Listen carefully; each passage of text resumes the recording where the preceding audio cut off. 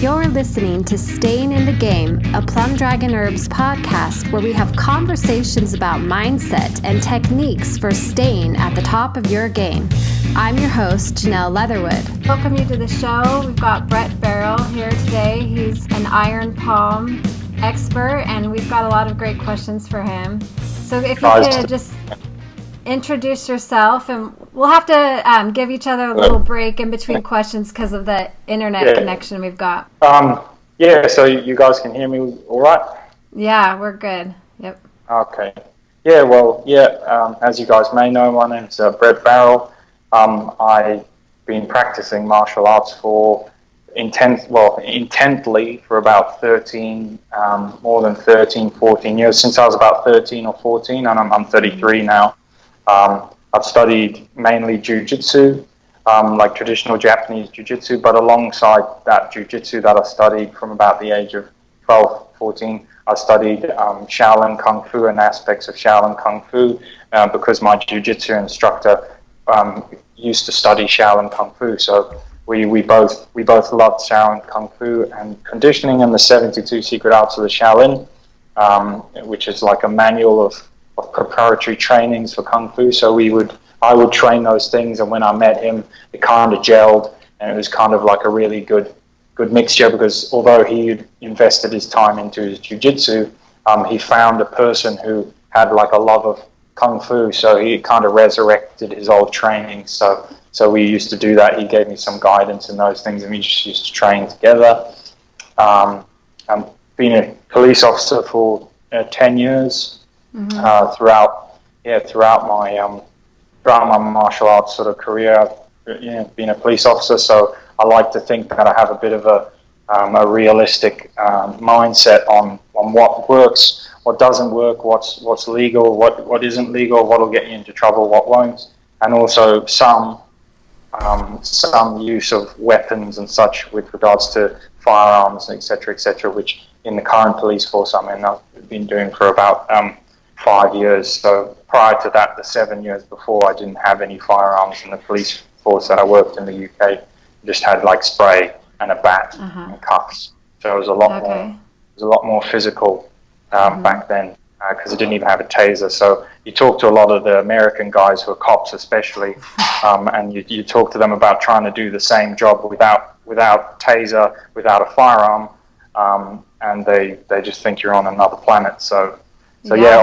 Secondarily to that, I run a YouTube channel, and I have done for about 7 years, called Iron Body Martial Arts, and the main purpose that I ran that was to just record and display some of the training methods that I've been training, and mainly just to show people that they're there. I mean, it's a bit more common now, but certainly when I was starting out, when I was 12, 13, 14, no one knew anything about iron palm, or not much about Kung Fu or Qigong or anything, especially where I lived. I lived in rural Wales in the UK, and no one knew anything about Kung Fu there. The most you could get was like a little thin book by Yong-Q Kit with a few pictures and stuff. So since that time, it's just been like a constant journey of training and discovery. There we go. Yeah. Okay, awesome. Thanks so much for letting us know a little bit more about you and your background. I think that's really fascinating what you're saying about not having all the weapons that like the police force has traditionally had in the U.S. like until recently in your career. And I was just reading about how iron palm is so necessary still in this day and age, because you don't always carry around a weapon, and if your hands are weapons themselves, like you can do a lot of self-defense in that way. So what do you see as like the main benefits of knowing iron palm training or techniques?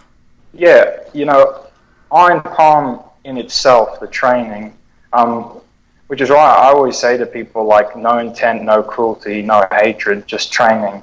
And sometimes they think, oh, well, that's silly, or what does it mean? But iron palm training in itself is kind of like almost like a meditation. I guess in this modern day, if you've got if you've got a stressful job, or you're a policeman or whatever, you're a lawyer, it doesn't matter what you do.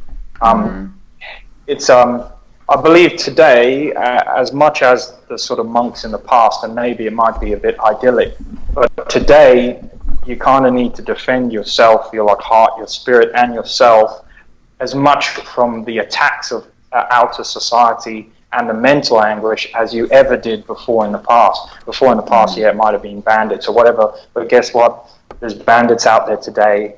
There's people who want to surprise king hit you. There's people who want to take what you've got. So the world is a pretty dangerous place. But with regards to Iron Palm, there's probably a lot more things people could train to better prepare themselves for self-defense. I see Iron Palm as an addition to a set of martial arts skills, maybe considered like a medium or high level addition, but it's really an addition to some skills. I use it as like a meditation, and the only benefit it's ever got me, aside from using up a lot of my time, is an ability to withstand damage, and also understand the forces that can be exerted by your body. But you know, for the funniest thing is, if you read old accounts from Shaolin Kung Fu and old masters and stuff, it's the surprise benefits that are the true benefits. So like you might get struck when you don't, when you're actually in a fight or someone's actually trying to attack you, they might kick your leg or strike you or something like that, and afterwards you realize it didn't hurt, or they bounced off, or they fell over. I've had that before. Someone like came up to me in the street and tried to kick my legs out from under me when I was just walking normally, and they fell over. Now, most people would say, oh, if you're such a good martial artist, why didn't you sort of sense it? Why didn't you see it? Well, that's just not the way the world works. Not everyone's Jet Li. A lot of the times in passive, because they say the 1% of self-defense is what you will ever use, and that's like the actions you can do. But if you can make your body tougher and make it more resilient, that's just like MMA fighters today. No MMA fighter goes in the ring today without extensive cardiovascular training, without extensive muscular training, physical training. So that's what Iron Palm is. It's just another facet of that. But it would be, just before I finish saying about it, it would be remiss of me, or it would be incorrect of me to come on here and tell you that it's this amazing thing that allows you to death hit people in one strike, because it doesn't allow you to do that. But just recently I had an incident where someone attacked me, and I had to, unfortunately, I had to strike them with my fists. And as a result of that, my fists weren't harmed in any way, and they weren't cut or bruised or bloodied or damaged, and that's from quite a number of strikes to the hard part of the human body. So yeah,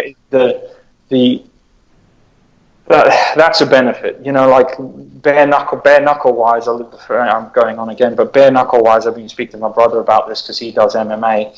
He greatly respects the fact that in a real confrontation, this is another thing, you don't have gloves.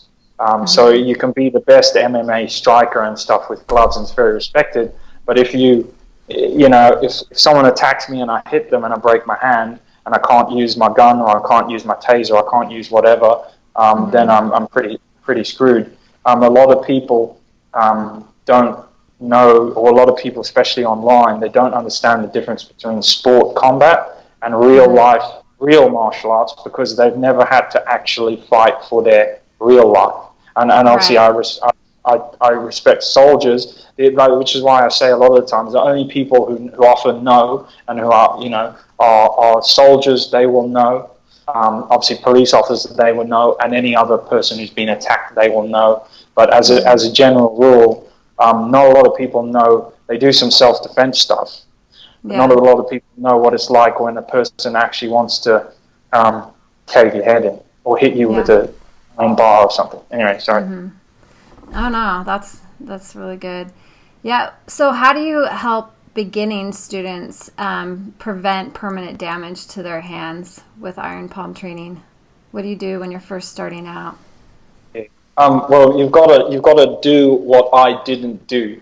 That's what you've got to do, because iron palm training is just it's very progressive. So it's different. You've got to gauge the person as well. Like if you've got a student who's come in and they've been doing martial arts since they were a child and they've got flexibility, they've got strength, they've got some conditioning, then you can expose them to maybe higher levels or get more stronger levels of iron palm.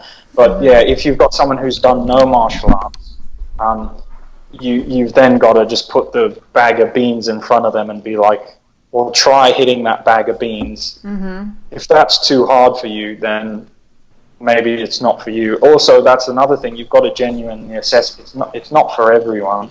There's many facets and awesome facets of martial arts, and I believe everyone who does martial arts can benefit by conditioning their body weapons a bit better. But sometimes some people maybe iron palm is not for them. I won't exclude anyone, but some, I've never had to say it to anyone, but sometimes, your body will tell you, you pick and choose, but you help students by, I would say, guiding them through, and the biggest piece of advice you can give them is that it's consistent practice rather than what I used to do, which is fill a 4-foot boxing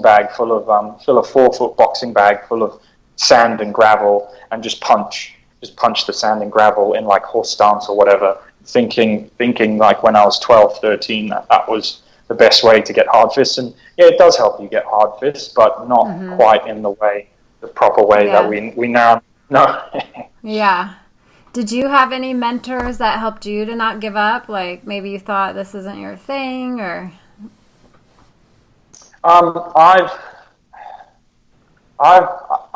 only always ever had martial arts as like sometimes to the detriment of other things in my life. I've just got a bit of an obsessive personality with martial arts. So the only break I ever had from martial arts training, because since the age of about 12, 14, I can't remember now, but I've trained at least every other day or every day, and that continued on till I was about 19, 20, and that was the only break I ever had, and that was when I was joining the police.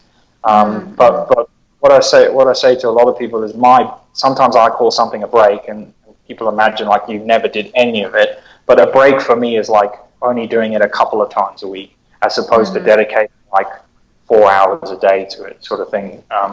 So did I have a mentor? Well, as I stated, I had my very good instructor who taught me Qigong or Juijitsu that I was learning from the age of I think it was about 16 or so. And we used to train Kung Fu together. But no, did I ever want to give up? I'll tell you what, you come pretty close to giving up when you're doing maybe the sand bucket punching method and you've got like these big blisters that develop on your knuckles. But all that teaches you to do is just train the other parts of your hand. That's another reason why I started training other parts of my hand, because I used to do a lot of like what I tried to call iron fist training, which is just with the fist and the punching. And then like I might injure my fist, or I might get a spot of like damage that just wouldn't go away for like weeks and weeks. And then I started training the other parts of my hand, which is good, because if you get injured or damaged or break a knuckle, you actually in real life you've still got to be able to cause damage with other parts of your body if you need to. So just to kind of summarize again, what are some of like the mistakes that beginners typically make? Or you said like you made some mistakes in the beginning of your training. What are some of the pitfalls that kids or students start out with? Mistakes would be mainly letting maybe ego get the better of you, starting at too high a stage. So someone might start, and they might start like I've had a couple of people come online to me, and say, oh, well, I've just been punching a wall, or I've just been punching this brick, or I've just been doing that. And, they should, if they want to do it properly, go back to, hitting like a bag. I always say like a bag of mung beans, or like corn, or even rice or whatever, or even a bag of sand. But even a bag of sand, I would put a little bit further from those other things. But that's certainly a mistake they make, hitting the wrong thing, hitting too hard, because sometimes whilst you're training, you get into a good rhythm, the blood circulation starts flowing, and then you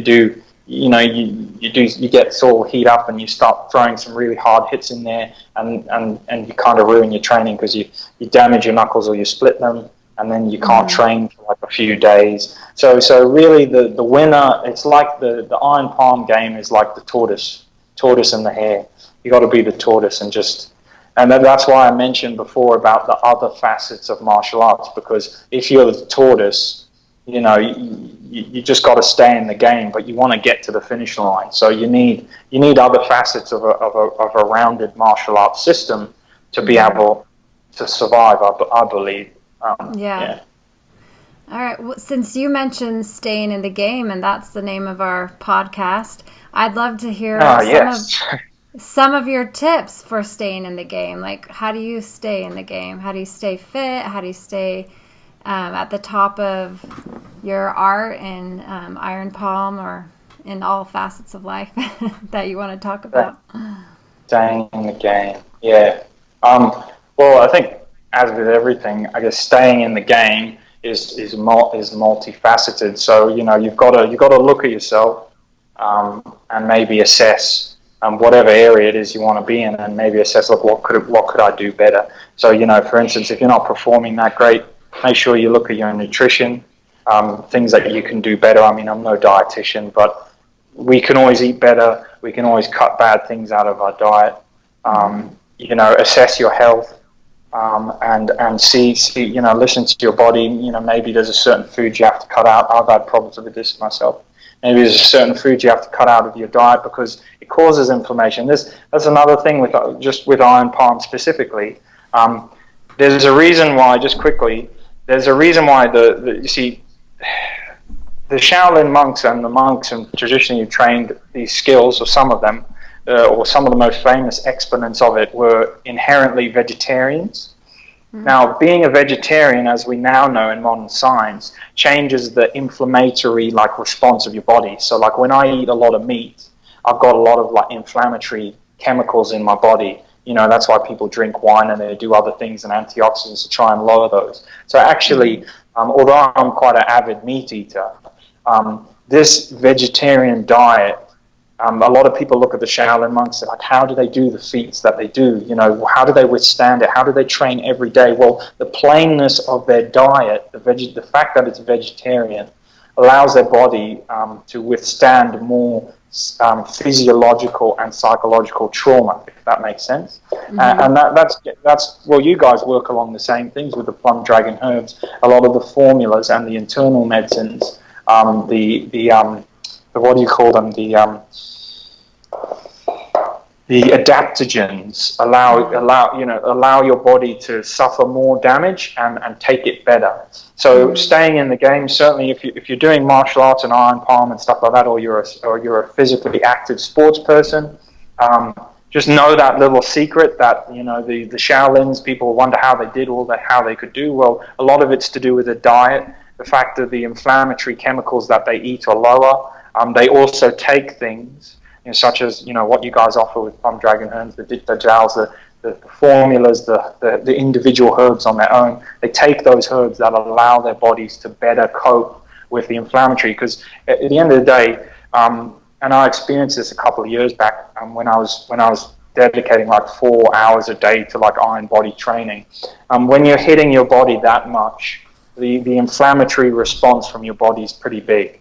And that causes chemicals that can be released into your body that upset your digestion. So they really do. The old masters used to say, oh, well, if you do this wrong or you don't take these medicines, the training will damage your internal organs. And it's really true. It actually, literally, even scientifically, from my opinion, it will, because you place demands on calcium, in your body for bone growth. You've placed demands on selenium and other minerals that are used up by the body, and they get leached from certain organs where they get stored. So yeah, it's really funny. But the herbs, a lot of the herbal remedies, things like the holy basil, things like the ginseng, a lot of these mushrooms and other plant-based ones that have high silica content, a lot of these things really help you if you're a martial artist or you're training your bones or you're training sports and muscles. You don't realize like they're just like old vitamin pills that actually work because they're bioavailable. And so that's one tangent. But yeah, apologies. I always tangent off onto other things. But yeah, that's with regards to iron palm and physical exertion within martial arts. You stay in the game. You've got to really keep a watch on your diet, what you eat, what you intake. Martial arts wise, and just tell me if I'm going on too much.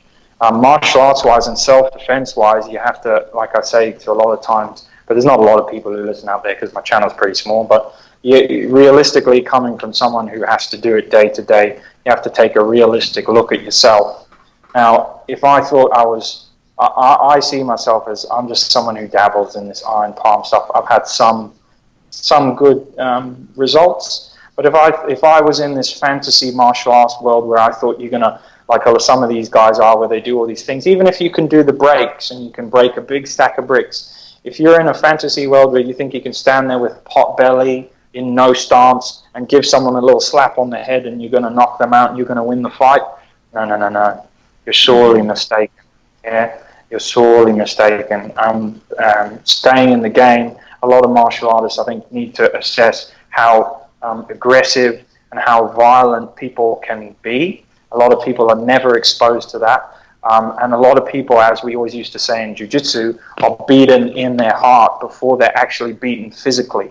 That's almost as important as anything else, is like what we call your warrior spirit, or your ability to. I mean, it's not a nice thing, but that's why I've got this tiger on me here, this resting tiger.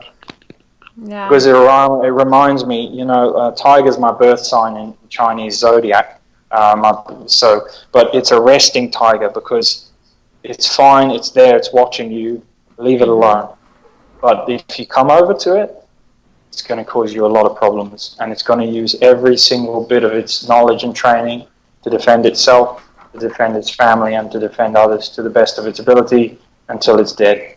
And that's there's a like, the guys all know out there, but martial arts is fun. You've got to assess what you want from it as well. Like, is it a sport to you? Is it just some fitness?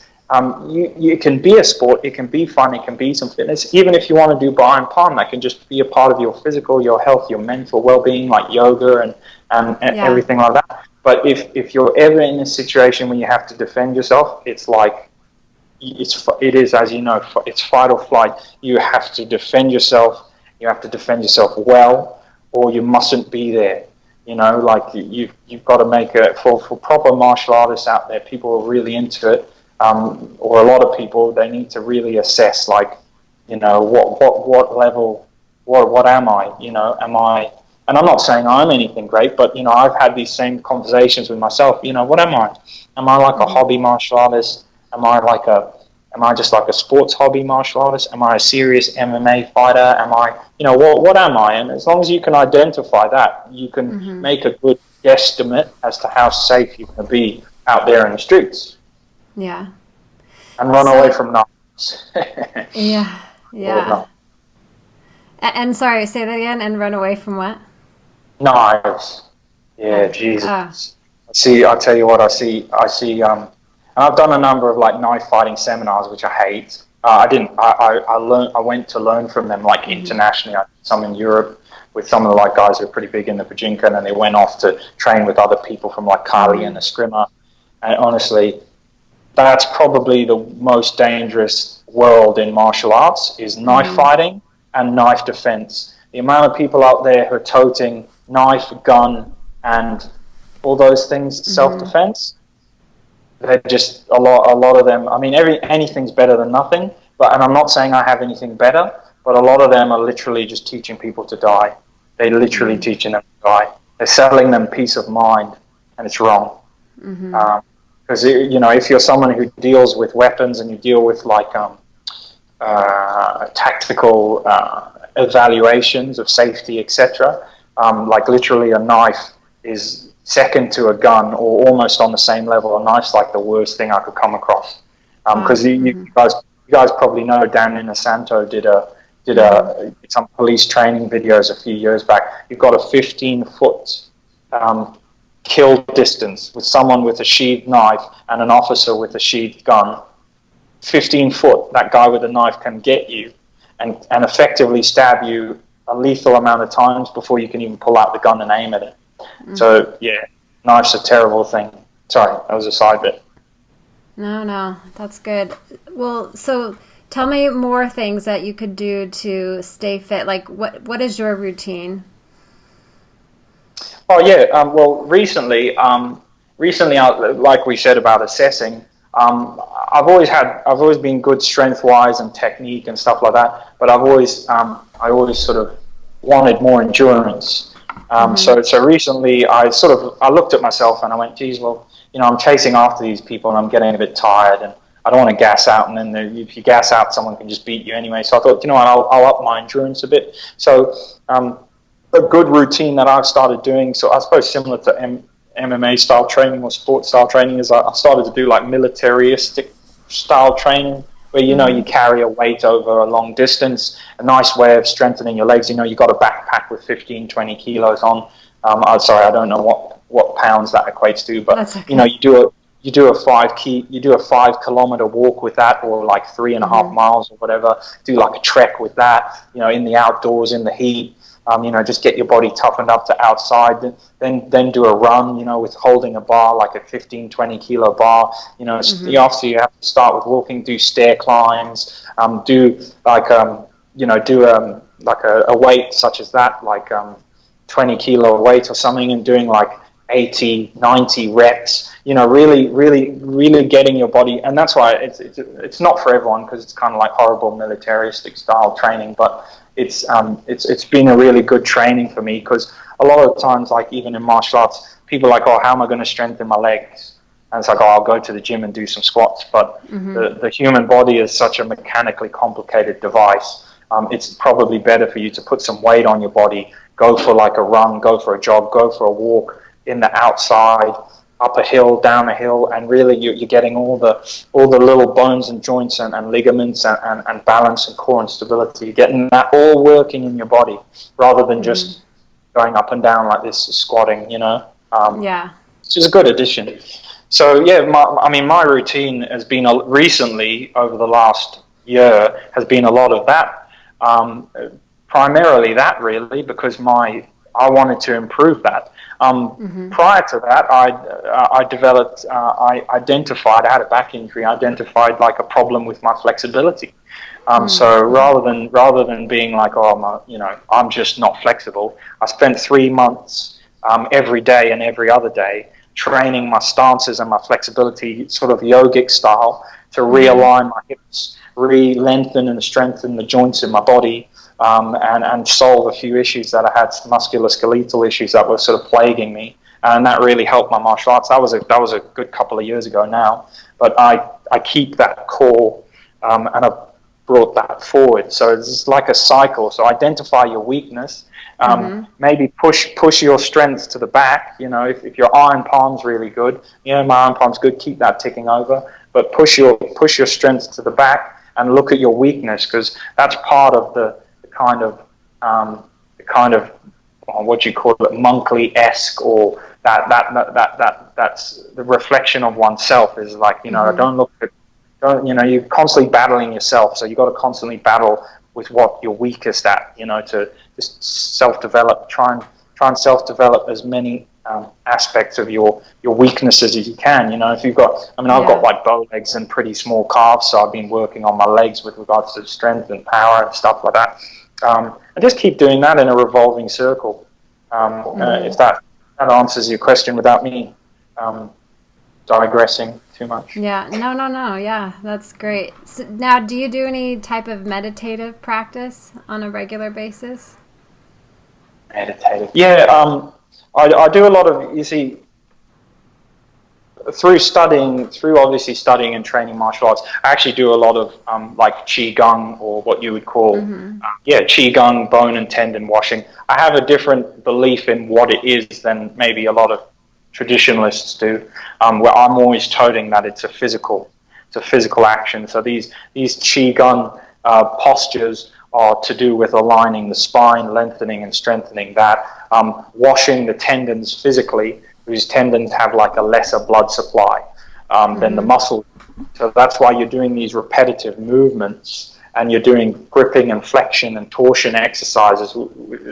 It's called tendon washing. The translation is because that's physically what it does. You know, it's forcing circulation of lymph and blood around the tendon system, in and out of the interstitial fluids. It's forcing it around the whole body. So it's really cool, because a lot of people can get stuck up on the mystical and never understand the physical and practical.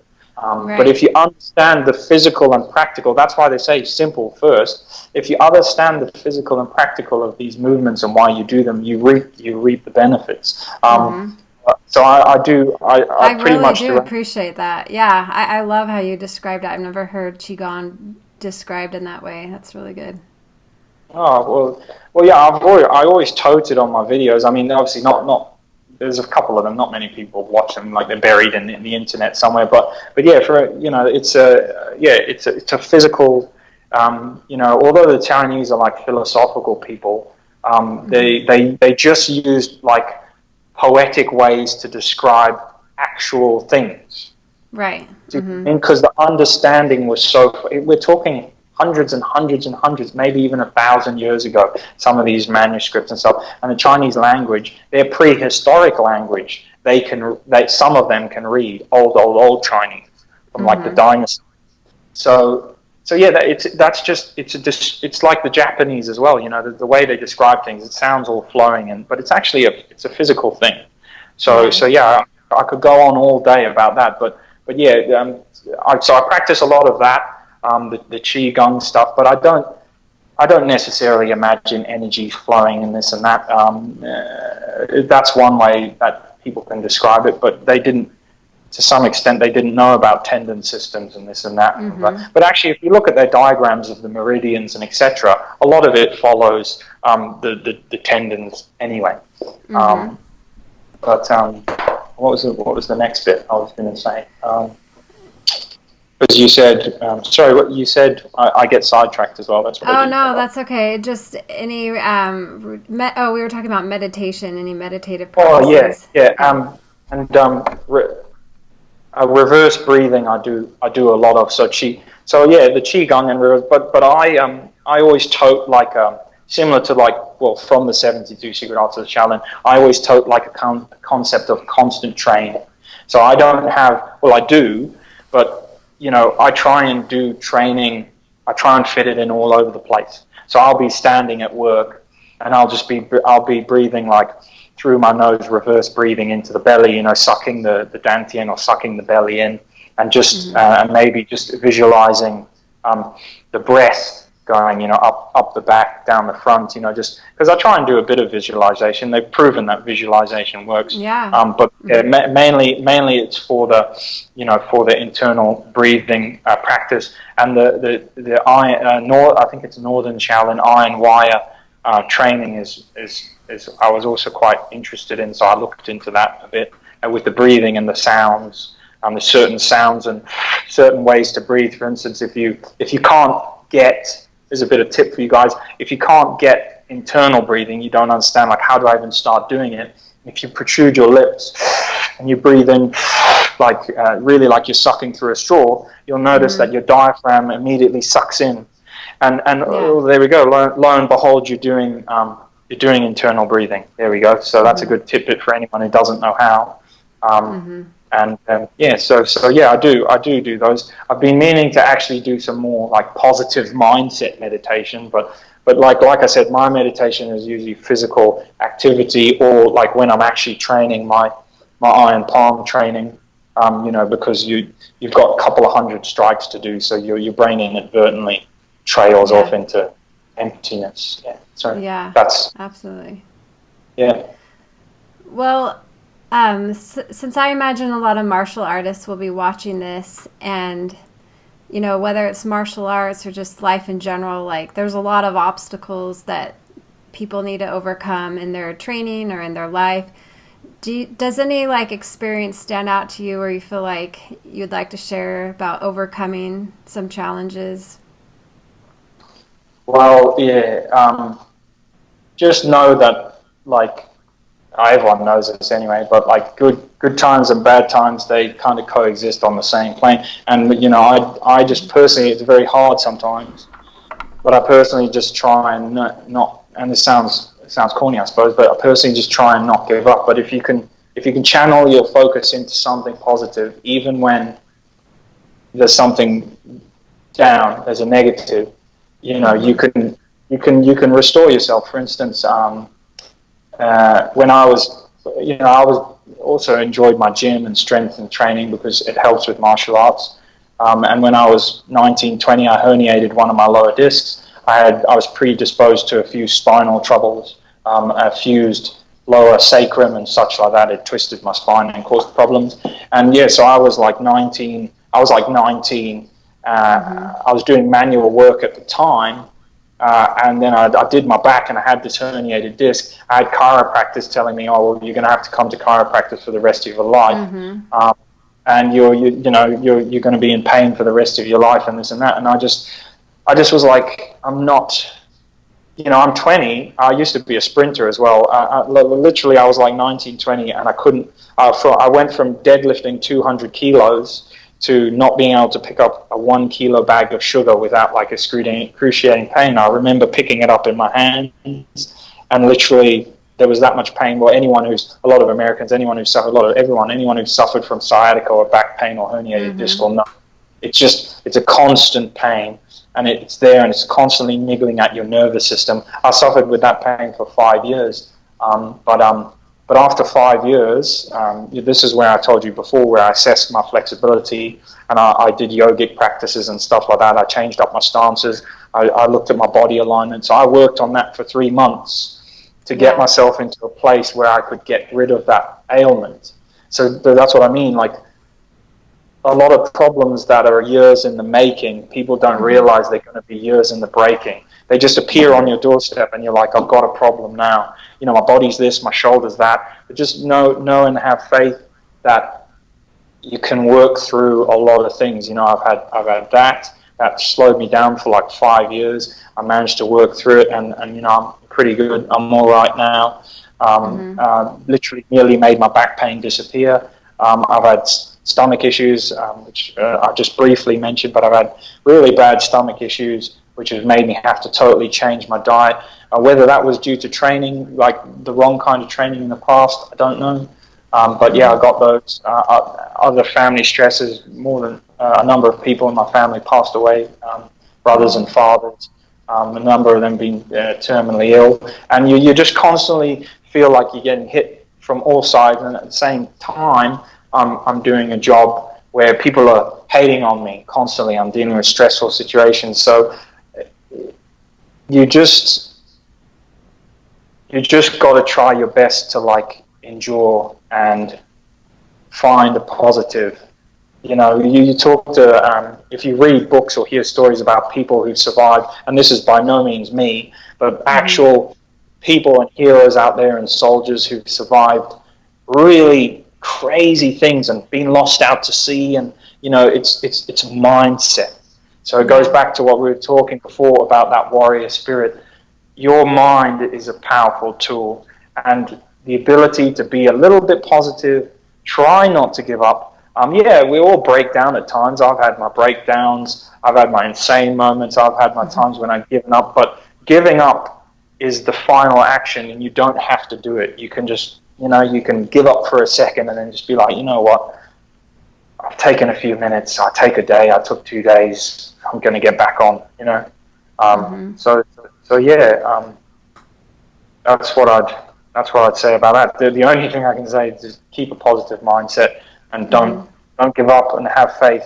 Put faith if you believe in like freaking, if you believe in Buddha, or if you believe in Muhammad, or if you believe in God, or if you believe in nothing, just have a bit of faith in whatever it is you believe in, or in yourself as well, and that can take some weight off your shoulders as well. Yeah, yeah. I like how you said that, you didn't break overnight and you're not going to fix it overnight. It takes time. And that's where I think, like you mentioned back pain. I know that you've used some of the Plum Dragon D.Jiao in the past. I've used their bruise juice, which I'm not sure if you're familiar with that one. I know you're familiar with our ancestors and the Ho family. Ancestors Advanced. Yep. Yeah. Yeah, I made 2 big freaking drums of that stuff. Unfortunately, I have been divorced as well, so I had to leave it behind in the UK. Oh gosh. But there's a big 5-gallon, 2 5-gallon drums of that stuff, which I used to enjoy using, and I also used to use on my back as well, just to try and help it out at the time.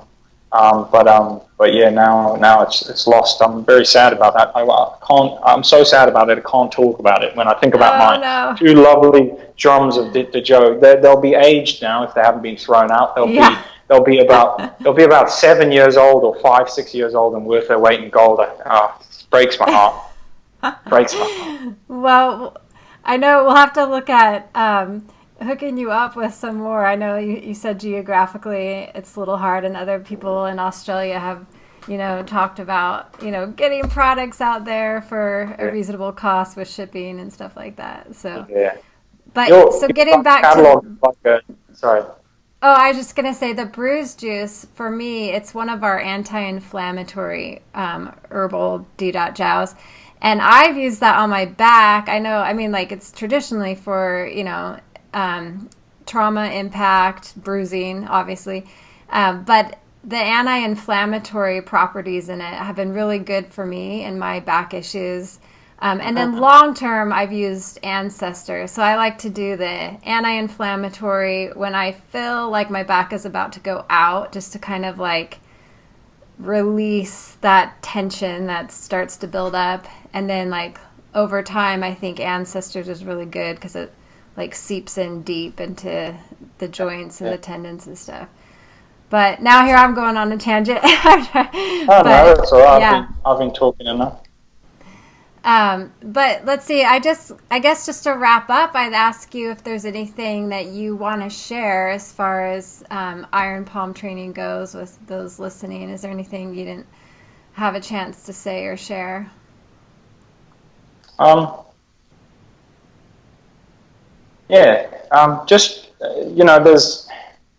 There's a big, I don't know, it's probably not, but everyone seems to be worried about like what you can break and this and that and how you can break it and this with this iron palm training, and yeah, that's fun. I would urge people to kind of maybe it's a bit pacifist of me, but remember where it came from. Or maybe it's a bit idealized. But what are things in the past anymore these days than ideals that we all remember? But these skills came from, they were used in war and to train soldiers, but, for instance, with the 72 secret arts of the Shaolin, these came from monks, or they were warrior monks, but they came from people who were just training these things with a kind of Buddhist mindset, this constant self-development, this clear focus and conscious. So that's probably the best way you can train them.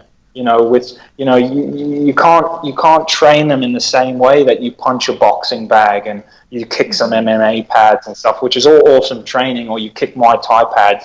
In the old days, they used to talk a lot about like developing the wrong kind of spirit. And another reason why you can't train them that way is because inadvertently, these are very taxing on the body. And any other stresses or strains you put on your body will only put more stress hormones in you. And when you're training this kind of training, when you're training this high inflammatory impact training, which we try and keep minimal by spreading it out over lots of stages. Anyway, I like to. Just bear in mind that, there's a time for a combative mindset, and you can always train that. It's awesome. But the mainstay of your training, feel free to use it almost like a meditation, a focused meditation, purposeful strikes. It doesn't have to be like, it's not like a film thing, where you're there going crazy on it. Just take your time and chill out and put the effort in and do it regularly. Regularly is the main thing, and that's pretty much all I've got to say about Iron Palm. Do your tendon washing and your stretching and your Qigong exercises as well, because they manually do what Ditta Joes do. Ditta Joes cause blood circulation, they cause healing, and they encourage circulation and hormones and stuff into the bits of the body. And we're trying to do that. So when you see these Qigong things, it's not for show. It's not mystic. It's literally like when, there's a famous move where you clench your fists, you bring them into your breasts and pass them sort of back over your chest like this. And when you're doing things like that, you're physically wringing your tendon system through its range of motion, and you'll see that if you try and do it. You can only move your fist so far, and then it stops, and you're then putting a pressure on all those tendons as you arc it down, and it's literally just it's a mechanical rinsing exercise, and it works and it helps to speed recovery. And if you look at all your Qigong or your Tai Chi trainings with that in mind, you will see these tensions within the body with all the movements you do. When you're doing this like crane and mirror, you'll see the different tensions, the different alignments of the body, and how you're lengthening and strengthening the muscles and stretching out the tendons. So just do it with a bit of a realistic mindset. Don't rely on powers and magical energies, because unless you've got them in here, they'll never materialize to anything. Yeah. Okay, that's good advice. Well, no, and I'd like to, I'm sure a lot of people want to know where they can get more information or learn more of your training techniques. So tell us where the best place to go is for that online. Oh, yeah, well, if people go to Iron Body Martial Arts on YouTube, just write it in there. I'm there. I've also got an Iron Body Martial Arts Facebook page, which I'm on from time to time. And I've actually got a Patreon account, patreon.com/IBMA, which a few people who support the channel support. I'm not as active on it as I would have liked to be because of some personal circumstances that have cropped up, but it's something I'm trying to develop, which is a bit of not an online dojo, but a bit of just a bit of a place. Because you see, just before I go, I like to share the information. I like to share it out there. But some people are like very, very close-minded, which is good. They're very analytical, or they're very close-minded. And sometimes you share some information, and you're like, also a number of other people in the Kung Fu community has approached me and said, well, Brett, you shouldn't really be sharing these things, because the Kung Fu community is traditionally very secretive and blah, blah, blah. But because I've found these things out, it's on me whether I share them. So there's some things that I wanted to build or share there. I wanted to build this interactive thing on there, but it's not eventuated as of yet, but maybe one day it will. And also anyone who goes there just helps support the channel in a little way, they can help me to buy some Ditta Joe from Plum Dragon Herbs, or they can help me to get a new camera or something. I got a new camera, but it ended up being crappy. So whatever. So you can find me on there. But generally, ask me enough times, and I'll tell you pretty much anything. As far as I know, yeah.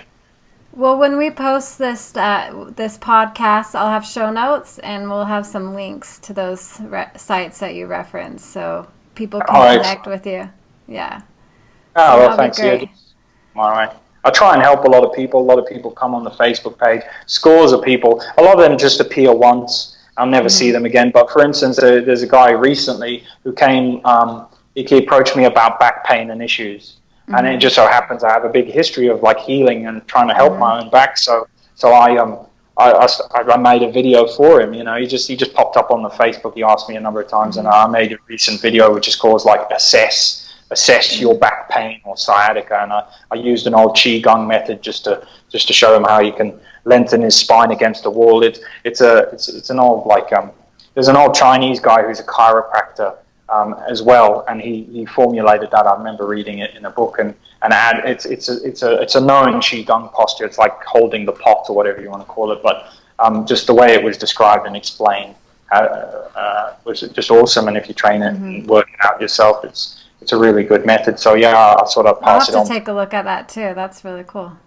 Yeah. So I did that. So have a look. If you've got any back issues, have a look at that back. Yoga warrior pose is honestly one of the best poses that they've ever out there for back pain, because it just, I don't know if you know, but like apparently it's something like 85 or 65 or 75 or a high percentage of back pain is caused by imbalances in thigh muscles, sometimes 3D imbalances. So you won't just have, you might overuse the front muscles, and then also you might overuse one more than the other, so that causes a tilt in like this. It causes a tilt in this direction and that direction, and you end up getting a pinch at one left hand side of your thing. That's what I had, and so it's really difficult to fix all these things out, but you can do it. You can do it. I didn't know that. So your thigh muscles, I always heard your core, but I didn't never. That makes sense, because when you're in the yoga poses, you're strengthening your thighs. Yeah. Yeah, if you look into it, and there's been some research on it, because obviously I had this terrible back pain for years. Once you dig it up, like a high percentage of back problems are caused by imbalances in the thigh muscles, because ultimately our injuries aside, like car crashes, but even then, the skeleton is just if you take the muscles and ligaments away from the skeleton, it just falls apart. Yeah. So you won't believe the control that you have over how your skeleton positions itself using your muscles, and that's the whole basis of physiotherapy. Most physiotherapy is to reset your muscles from what they've developed into to what they were, and that's how it works. Other than if you've got some congenital problem, which means you've always been a certain way and it'll never change. So you can't catch everyone, but yeah, if you look into that for your back pain, there's a lot you can do with flexibility in your legs and thigh muscles, and it's interesting stretches you can do, which I'll go through in that video, to just assess whether, like, is it my left thigh? Because if you do any stretch on any particular side, like try and touch your toes or try and touch this side, and you can't go the same distance one side as you can the other, then you have an imbalance. And that imbalance will contribute to your back issue or shoulder issue or neck issue, and that's what chiropractors and physios do when they stick those wedges under you and this and that and the next thing. They're just a lot better at it because they've got degrees and stuff. Yeah, that makes perfect sense. I love physios. That word we call, I guess, physical therapist, but I think even in Canada they say physiotherapy. Physio. Well, thanks for coming on our show, and we appreciate your time, and we're glad that you can talk with us. Yeah, well, thanks for having me. I know you guys have been trying to, for whatever reason, you've been trying to get me for a number of years, but I've been elusive, as I always am. So yeah, but yeah, it's been good. Yeah. It's been good for chatting to you guys. Hopefully, maybe someone will hear some of this rubbish that I've been talking and think it was a good idea or something. I don't know, because I often wonder if it is. No, definitely helpful. So we're excited to have it, and we'll direct our listeners to how they can get in touch with you, and I'll let you know when our podcast is up on the air too. So. Oh, excellent! Yeah, make sure you guys send me the link when you put it out there, so I can check out. There's probably loads of other episodes I need to check out too. I've just gotten into podcasts at the moment because I'm doing a long drive. I've just discovered the whole world of podcasts, so I've got a lot of listening. I know, it's great. Yeah, it's really good. Alrighty, well, thank you very much, and have a Merry Christmas. Thanks. Yeah, happy holidays. To learn more from Brett Barrell, be sure to visit us at plumdragonherbs.com. We will post show notes, a transcript, and ways to connect with Brett. And if you liked what you heard today, we hope you'll send us some love back by subscribing to our show on YouTube, iTunes, or wherever you like to listen. Be sure to leave us a comment and let us know what you think. Until next time.